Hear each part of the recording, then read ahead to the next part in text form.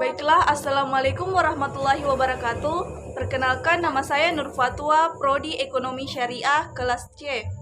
Di sini saya akan menjelaskan sedikit tentang digitalisasi ekonomi syariah serta penerapan teknologi informasi dalam bidang ekonomi.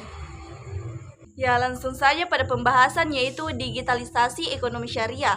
Seperti yang kita ketahui, dalam perekonomian syariah yang terdigitalisasi memungkinkan suatu dalam semua bentuk dunia maya atau yang sering disebut dengan bisnis dunia maya seperti e-commerce, e-business, e-banking, e-payment, e-marketing, e-learning, dan lain sebagainya.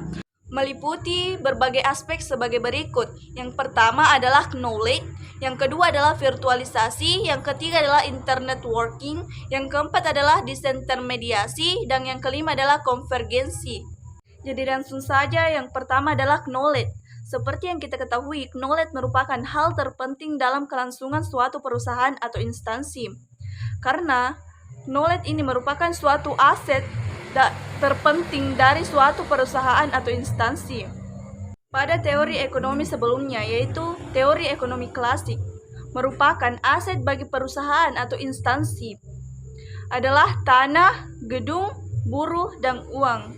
Kedua adalah virtualisation atau biasa disebut dengan virtualisasi, yang memungkinkan seseorang untuk memulai bisnisnya dengan perangkat sederhana seperti perangkat PC dengan koneksi dan internet, dan dapat menjangkau seluruh calon pelanggan di dunia maya atau internet, sudah dapat melakukan transaksi bisnisnya.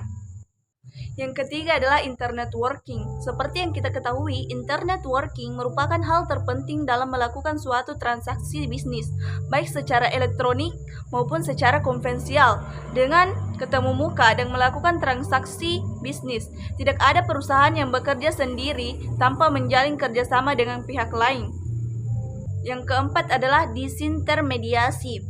Seperti yang kita ketahui, di era ekonomi digital adalah kecenderungan berkurangnya mediator atau broker sebagai perantara terjadinya transaksi antara pemasok dan pelanggan.